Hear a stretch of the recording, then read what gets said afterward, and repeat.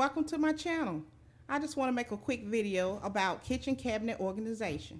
I just wanted to show you all how I put containers together, and we came up with a nice little neat system that made our kitchen cabinet look very nice. And my son bought me a 3-tier shelf from Amazon.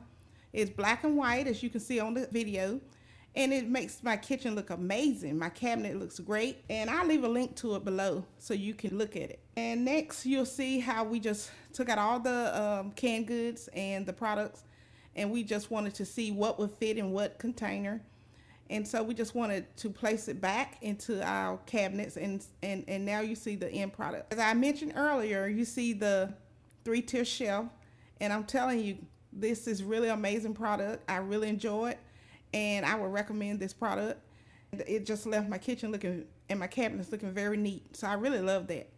So again, thank you for joining me, and stay tuned for other kitchen organization videos. Bye bye.